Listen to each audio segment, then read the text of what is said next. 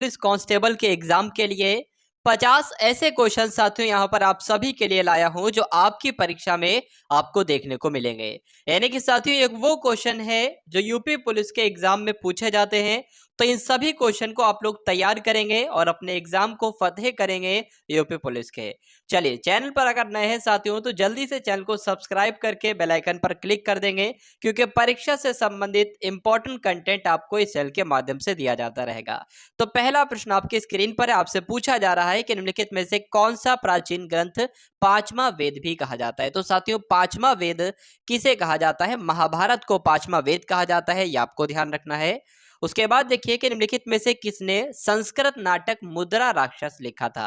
यानी कि मुद्रा राक्षस के लेखक आपसे पूछे जा रहे हैं। तो आंसर आपका अगर है ऑप्शन नंबर सी के साथ यानी कि विशाख दत्त के साथ, तो बिल्कुल करेक्ट है। आपको ध्यान रखना है कि जो मुद्रा राक्षस साथियों नाटक है ये संस्कृत का नाटक है और इसको किसने लिखा है? तो विशाख दत्त ने लिखा है। अब उसके बाद देखिए तीसरे नंबर का प्रश्न है कि महाभारत का मूल नाम क्या है, बताने की कोशिश कीजिए। तो महाभारत के मूल नाम की अगर बात करें तो महाभारत को जय संहिता भी कहा जाता है और मूल नाम अगर आपसे पूछ लिया जाए तो मूल नाम इसका जय संहिता हो जाएगा। जिनका भी आंसर यहाँ पर सी है तो बिल्कुल करेक्ट है। अब उसके बाद देखिए कि आर्यभट्टियम नामक पुस्तक आर्यभट्ट ने किस भाषा में लिखी थी। तो पहली बात तो यहाँ पर यह क्लियर हो जाती है कि आर्यभट्टियम नामक एक पुस्तक है जिसके रचयिता जिसके लेखक कौन है? तो आर्यभट्ट जिसके लेखक हैं। और ये किस भाषा में लिखी गई है? तो ये संस्कृत में लिखी गई है। तो ये दो इंपॉर्टेंट पॉइंट आप लोग ध्यान रखेंगे। तो जिनका आंसर यहाँ पर है ऑप्शन नंबर डी के साथ, तो बिल्कुल करेक्ट भाई, बहुत बढ़िया, वेरी गुड क्लास। आप सभी लोगों से यहाँ पर रिक्वेस्ट है साथियों कि क्लास को आप सभी लोग एक बार लाइक करके क्लास को शेयर कर देंगे। 13वीं सदी में बख्तियार खिलजी ने बंगाल के किस राजा को पराजित किया था? तो 13वीं सदी में साथियों बख्तियार खिलजी ने बंगाल के लक्ष्मण सिंह ये राजा थे यहाँ के, तो इनको पराजित किया था, इसलिए आंसर आपका ऑप्शन नंबर बी हो जाता है। उसके बाद देखिए काकतीय राजवंश का अंत निम्नलिखित में से किसके द्वारा किया गया था? तो काकतीय वंश की यहाँ पर बात चल रही है साथियों, किसके द्वारा इसका अंत किया गया था? दिल्ली सल्तनत के शासकों के द्वारा इसका अंत किया गया था, इसलिए आंसर आपका ऑप्शन नंबर डी हो जाता है। अब उसके बाद देखिए साथियों के लगभग 84 साल तक उपमहाद्वीप में शासन करने वाला पहला मुस्लिम वंश कौन सा था? मुगल वंश, खिलजी वंश, तुगलक वंश या गुलाम वंश? तो आपको यहाँ पर ध्यान जो रखना है वो गुलाम वंश ध्यान रखना है, ठीक है साथियों। तो 84 सालों तक उपमहाद्वीप में शासन करने वाला पहला मुस्लिम वंश था ये गुलाम वंश था। जिनका भी आंसर यहाँ पर डी है तो बिल्कुल करेक्ट है। अब उसके बाद देखिए कि घाघरा का युद्ध साथियों कब लड़ा गया था? 1523 में, 29 में, 25 में या 1526 में? तो यहाँ पर आपका राइट आंसर जो होगा साथियों वो 1529 के साथ जाएगा, क्योंकि घाघरा का युद्ध साथियों 1529 ईस्वी में लड़ा गया था भाई, बहुत बढ़िया, वेरी गुड क्लास। अब उसके बाद देखेंगे अगले नंबर का प्रश्न है कि निम्नलिखित मस्जिदों में से किसका निर्माण मुगल सम्राट शाहजहां के द्वारा किया गया था? तो साथियों चार ऑप्शन आपके सामने है, इनमें से कौन सा एक ऐसा ऑप्शन है जहां पर मुगल सम्राट शाहजहां के द्वारा मस्जिद का निर्माण करवाया गया था? कौन सी ऐसी मस्जिद थी? तो जो साथियों दिल्ली में जामा मस्जिद है, इस जामा मस्जिद का निर्माण किसके द्वारा करवाया गया था? तो शाहजहां के द्वारा करवाया गया था, इसलिए आंसर आपका जो जाएगा ऑप्शन नंबर ए के साथ जाएगा। और जिनका भी आंसर यहाँ पर ए है तो बिल्कुल करेक्ट है। उसके बाद देखिए कि निम्नलिखित में से कौन सा स्मारक मध्य प्रदेश राज्य में स्थित नहीं है? तो मध्य प्रदेश राज्य में साथियों कौन कौन सा स्मारक स्थित है? तो अगर बात करें साथियों असीरगढ़ भी है, बांधवगढ़ भी है, ग्वालियर का किला भी है, लेकिन जंजीरा का किला नहीं है। लेकिन स्थायी बंदोबस्ती लागू होने के समय वर्धमान का राजा कौन था? आबूरे था, तेजचंद था, संगम राय था या मोहताब चंद था? यहाँ पर अगर साथियों आंसर की बात करेंगे तो तेजचंद का नाम आपको ध्यान रखना है। क्यों ध्यान रखना है? क्योंकि स्थायी बंदोबस्त लागू करने के समय वर्धमान का जो राजा था उसका नाम तेजचंद था। अब उसके बाद देखेंगे साथियों 13वें नंबर का प्रश्न आपकी स्क्रीन पर है। आपसे पूछा जा रहा है कि भारत में पहली यात्री रेलगाड़ी निम्नलिखित में से किस राज्य में शुरू की गई थी? भारत में पहली जो यात्री रेलगाड़ी थी साथियों वो किस राज्य में शुरू की गई थी? आंसर अगर आपका है यहाँ पर महाराष्ट्र, तो बिल्कुल करेक्ट आंसर आपका हो जाता भाई, बहुत बढ़िया, वेरी गुड क्लास। साथियों क्लास को अगर आपने शेयर न किया हो तो क्लास को एक बार लाइक करके क्लास को शेयर जरूर कर देंगे और 14वें नंबर के प्रश्न का उत्तर भी बता देंगे कि कहां पर साथियों शुरू की गई राजस्व प्रणाली को रैयतवाड़ी बंदोबस्त के रूप में जाना जाता है? तो साथियों जो आपको यहाँ पर ध्यान ये रखना है कि जो बॉम्बे डेक्कन में शुरू की गई थी नई राजस्व प्रणाली, इसको साथियों रैयतवाड़ी बंदोबस्त के रूप में जाना जाता है, बॉम्बे डेक्कन को, ठीक है। तो जिनका भी आंसर यहाँ पर सी के साथ है तो बिल्कुल करेक्ट आंसर है। उसके बाद देखिए अगले नंबर का प्रश्न है कि 1793 में किस वायसराय के शासन में बंगाल की स्थायी बंदोबस्ती लागू की गई थी? बताइए। यहाँ पर 15वें नंबर के प्रश्न का अगर आंसर की बात करते हैं तो लॉर्ड कॉर्नवालिस के बारे में आपको ध्यान रखना है कि 1793 में लॉर्ड कॉर्नवालिस के शासन में बंगाल की स्थायी बंदोबस्ती लागू की गई थी। आंसर अगर आपके है ऑप्शन नंबर बी तो बिल्कुल करेक्ट है। उसके बाद देखिए कि भारत के राजनीतिक प्रयासों का लक्ष्य स्वराज था। दादा भाई नौरोजी ने इस लक्ष्य की घोषणा कब की थी? तो इस लक्ष्य की घोषणा साथियों कब की थी ये आपसे पूछा जा रहा है। तो कलकत्ता अधिवेशन जो कि 1906 में हुआ था, यहाँ पर दादा भाई नौरोजी ने इस लक्ष्य की घोषणा की थी। उसके बाद देखिए अगले नंबर का प्रश्न है कि भारतीय राष्ट्रीय कांग्रेस यानी कि इंडियन नेशनल कांग्रेस के इनमें से किस अधिवेशन में पहली बार राष्ट्रगान गाया गया था? तो पहली बार साथियों राष्ट्रगान जो गाया गया था वो 1911 में गाया गया था। और कहाँ के अधिवेशन में? तो कोलकाता के अधिवेशन में गाया गया था। इसलिए जिन लोगों का भी आंसर जो लोग भी यहाँ पर हैं ऑप्शन नंबर ए के साथ तो बिल्कुल करेक्ट हैं। उसके बाद देखिए कि 1893 में विश्व की धर्म संघीय संसद में भारत का प्रतिनिधित्व किसने किया था? तो भारत का साथियों प्रतिनिधित्व किसने किया था? 1893 की बात चल रही, आपको बखूबी याद होगा, कई बार आपने पढ़ा होगा साथियों कि 1893 में विश्व की धर्म संघीय संसद में जो भारत का प्रतिनिधित्व किया था साथियों वो स्वामी विवेकानंद जी ने किया था।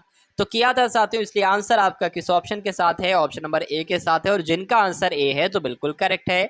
बेलूर मठ साथियों कहाँ पर स्थित है? कई बार आपसे परीक्षा में यह प्रश्न पूछा जा चुका है।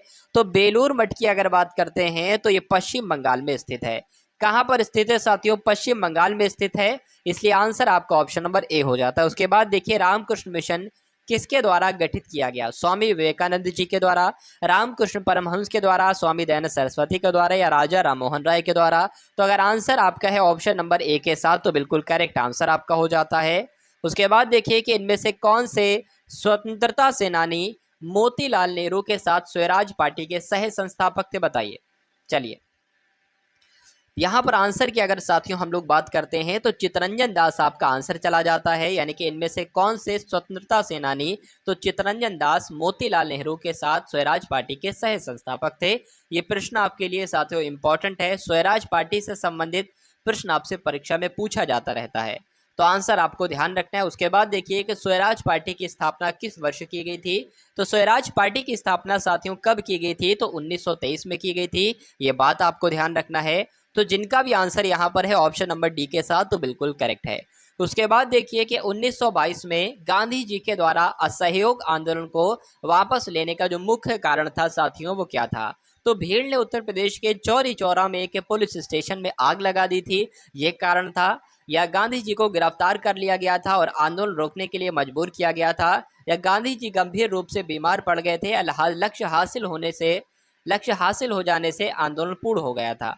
तो आपका आंसर यहाँ पर साथियों जो जाना चाहिए वो भीड़ ने उत्तर प्रदेश के चौरी चौरा में एक पुलिस स्टेशन में आग लगा दी थी साथियों, इसलिए महात्मा गांधी जी के द्वारा असहयोग आंदोलन को वापस ले लिया गया था 1922 में। तो जो लोग भी यहाँ पर हैं ऑप्शन नंबर ए के साथ तो बिल्कुल करेक्ट है भाई, बहुत बढ़िया, वेरी गुड क्लास। अब उसके बाद देखिए कि अली बंधु शौकत अली मोहम्मद अली द्वारा भारत में किस आंदोलन का नेतृत्व किया गया था? तो साथियों भारत में किस आंदोलन का नेतृत्व किया गया था? तो खिलाफत आंदोलन का नेतृत्व किया गया था। किन किन के द्वारा? सभी के नाम मैंने आपको बता दिए हैं, तो आंसर आपको ध्यान रखना है ऑप्शन नंबर डी खिलाफत आंदोलन। उसके बाद देखिए कि भारत के संविधान के परिप्रेक्ष्य में दिए गए कथनों में से असंगत कथन को चिन्हित करना है आपको और बताना है कि आपके इस प्रश्न का बिल्कुल सही उत्तर क्या होगा। यानी कि भारत के संविधान के बारे में यहाँ पर गलत कथन आपको बताना है।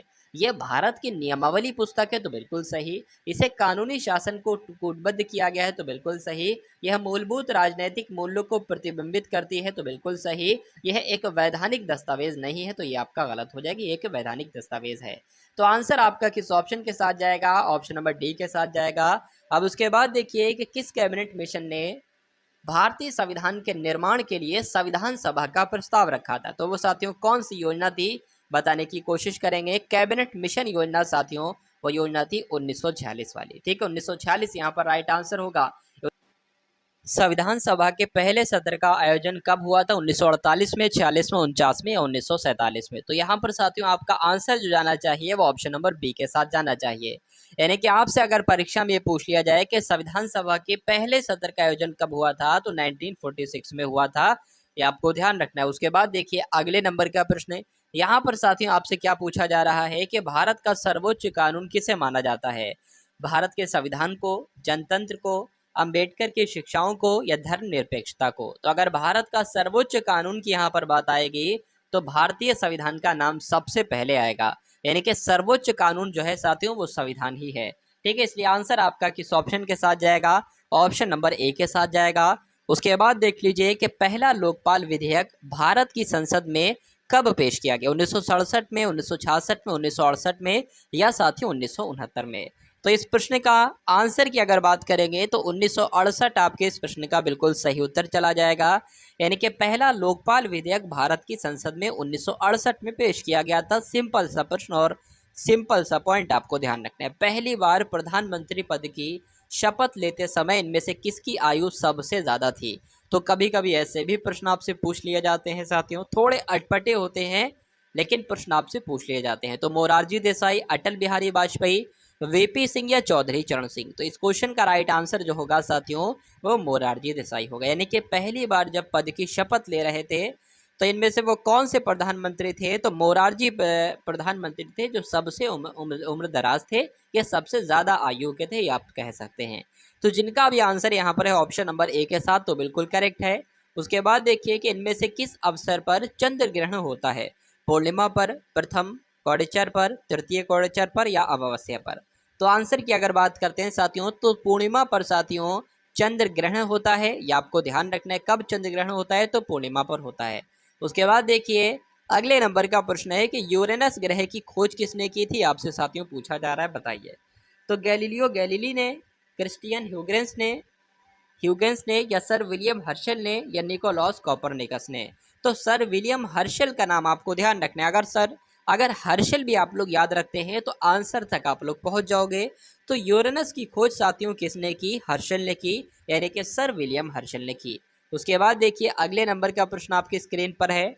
आपसे पूछा जा रहा है कि किस ग्रह के एक चंद्रमा का नाम गैनीमीड है? बताइए।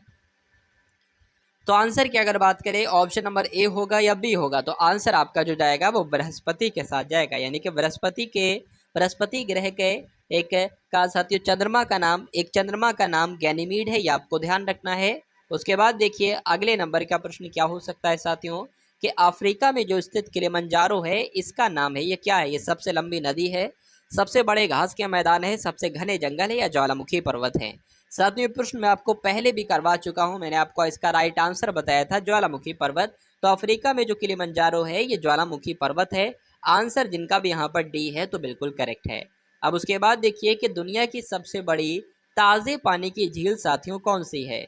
तो दुनिया की सबसे बड़ी ताज़े पानी की झील विक्टोरिया झील है, एरी झील है, सुपीरियर झील है या ओंटारिया झील है? तो आंसर आपका किस ऑप्शन के साथ जाएगा? सुपीरियर झील के साथ जाएगा। तो जिनका भी आंसर यहाँ पर है ऑप्शन नंबर सी के साथ, तो बिल्कुल करेक्ट है भाई, बहुत बढ़िया, वेरी गुड क्लास। अब उसके बाद देखेंगे अगले नंबर का प्रश्न है कि विश्व की सबसे गहरी झील कौन सी है? बैकाल झील, न्यासा झील, क्रेटर झील या टंगानिका झील? बताइए। इस क्वेश्चन के राइट आंसर की बात करें तो बैकाल झील अगर आपका उत्तर है तो बिल्कुल करेक्ट आंसर आपका हो जाता है। यानी कि विश्व की सबसे गहरी झील की बात आती है तो बैकाल झील का नाम सबसे पहले आता है। पटाखा किस देश की मुद्रा है साथियों? ये प्रश्न मैंने आपको शायद एक आध दिन पहले भी करवाया था, तो आपको ध्यान रखना है मकाऊ जो है ये पटाखा देश की मुद्रा है। ये साथियों क्वेश्चन आपके लिए इसलिए लाया है कि आपने 2 दिन पहले अगर आपने ये क्वेश्चन पढ़ा है तो क्या अब आप इसका उत्तर देने देने को हो तैयार हो या नहीं दे पा रहे हो? अगर नहीं दे पा रहे हो तो बहुत गंदी बात है, और दे पा रहे हो तो बहुत अच्छी बात है। यानी कि पटाखा किस देश की मुद्रा है? तो मकाऊ देश की मुद्रा साथियों पटाखा है। उसके बाद देखेंगे अगले नंबर का प्रश्न है, निम्नलिखित में से दक्षिण अफ्रीका की प्रशासनिक राजधानी कौन सी है? आपसे पूछा जा रहा है साथियों। तो दक्षिण अफ्रीका की प्रशासनिक राजधानी डरबन है, केप टाउन है, प्रिटोरिया है या ब्लूमफोंटेन है? तो कौन सी है साथियों? प्रिटोरिया नाम आपको ध्यान रखना है, ये दक्षिण अफ्रीका की प्रशासनिक राजधानी है। इसलिए जिनका भी आंसर यहाँ पर है ऑप्शन नंबर सी के साथ, तो बिल्कुल करेक्ट है। उसके बाद देखिए जापान देश की राष्ट्रीय पोशाक साथियों कौन सी है? बताइए। जापान देश की राष्ट्रीय पोशाक जो है वो किमोनो है, ये आपको ध्यान रखना है। उसके बाद देखिए कि यूरोपीय संघ की आधिकारिक मुद्रा निम्नलिखित में से कौन सी है। तो यूरोपीय संघ की आधिकारिक मुद्रा यूरो है, येन है, पौंड है या साथियों डॉलर है। तो यूरो का नाम आपको ध्यान रखना है, क्यों? क्योंकि यूरोपीय संघ की आधिकारिक मुद्रा अगर आपसे पूछी जाए तो यूरो आपको बताना है। अब उसके बाद देखिए साथियों, नेक्स्ट नंबर का प्रश्न आपकी स्क्रीन पर है। साथियों यहाँ पर मैं आपको बता देना चाहता हूँ कि गुरुजी वर्ल्ड चैनल के माध्यम से आपको बिल्कुल निःशुल्क कंटेंट दिया जा रहा है, और वो कंटेंट दिया जा रहा है जो परीक्षा के लिहाज से सबसे इम्पोर्टेंट है। यानी कि एग्जामिनर का साथियों माइंड सेट देखने की कोशिश की जा रही है कि किस प्रकार के क्वेश्चन एग्जामिनर के द्वारा परीक्षा में रखे जाते हैं, कौन कौन से टॉपिक साथियों एग्जामिनर के मस्तिष्क में घूम रहे हैं। यानी कि साथियों जिन जिन टॉपिक से एग्जामिनर के द्वारा सबसे ज़्यादा प्रश्न उठाए जाते हैं उन सभी टॉपिक्स को भी कंप्लीट करवा दिया जाएगा प्रश्नों के माध्यम से, और मॉक टेस्ट के माध्यम से आपका पूरी सामान्य ज्ञान का रिवीजन भी होता रहेगा, और हर एक टॉपिक के क्वेश्चन भी आप लोग देखते रहेंगे कि किस किस टाइप के क्वेश्चन बन रहे हैं। तो ये साथियों जितनी भी गुरुजी वर्ल्ड चैनल पर क्लासेस चलती हैं 2 से 3 2, तो ये डेली साथियों क्लास आप लोग लिया कीजिए। इससे आपकी सामान्य ज्ञान में आपको कोई दिक्कत महसूस नहीं होगी परीक्षा में। ठीक है साथियों, चलिए अब देखिए 44वें नंबर का प्रश्न, इसका राइट आंसर आपको बताना है कि फ्रांस की राजधानी शहर कौन सी है। तो फ्रांस की राजधानी साथियों पेरिस है, इसलिए आंसर आपका किस ऑप्शन के साथ जाएगा? तो ऑप्शन नंबर ए के साथ जाएगा। और जिनका भी आंसर यहाँ पर ए है तो बिल्कुल करेक्ट है। कोलंबो किस देश की राजधानी है? बांग्लादेश की, म्यांमार की, नेपाल की या साथियों श्रीलंका की? तो इस क्वेश्चन के राइट आंसर की अगर बात करें तो श्रीलंका की साथियों राजधानी क्या है? श्रीलंका की राजधानी कोलंबो है। या पूछ लिया जाए कोलंबो किस देश की राजधानी है, तो कोलंबो श्रीलंका देश की राजधानी है। तो जिनका भी आंसर यहाँ पर ऑप्शन नंबर डी है तो बिल्कुल करेक्ट है। अब उसके बाद देखिए कि निम्नलिखित में से कौन सी बेलारूस की राजधानी है, बताइए। मिन्स्क है, ब्रुसेल्स है, बाकू है या मोरोनिक है, बताइए भाई। चलिए चलिए तो यहाँ पर आंसर की अगर बात करते हैं तो मिन्स्क आपको ध्यान रखना है, यानी कि बेलारूस की राजधानी साथियों कौन सी है? मिन्स्क है। जिनका भी आंसर यहाँ पर ऑप्शन नंबर ए है बिल्कुल करेक्ट है। उसके बाद देखिए कि भारत का पहला परमाणु स्टेशन कब स्थापित किया गया, बताइए।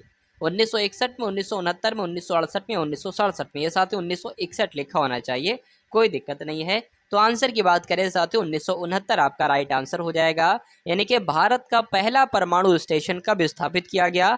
तो 1969 में स्थापित किया गया, ये आपको ध्यान रखना है। अब उसके बाद देखिए कि भारत में पहला नाभिकीय विद्युत संयंत्र कहाँ पर स्थापित किया गया था? तारापुर में, काकरपुर में, कैगा में या साथियों कलपक्कम में? तो 49वें नंबर के प्रश्न के आंसर की अगर बात करें तो तारापुर आपके इस प्रश्न का बिल्कुल सही उत्तर हो जाता है।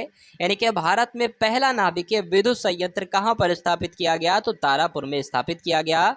तो आंसर जिनका ए है बिल्कुल करेक्ट है। उसके बाद देखिए कि भारतीय अर्थव्यवस्था को गति देने वाले परिवहन के मुख्य साधन क्या हैं? पानी के जहाज, साइकिल, रेलवे या बैलगाड़ी? आंसर आपका साथियों किस ऑप्शन के साथ जाएगा? रेलवे के साथ आपका आंसर जाना चाहिए। और जिनका भी आंसर यहाँ पर ऑप्शन नंबर सी है तो बिल्कुल करेक्ट है। चलिए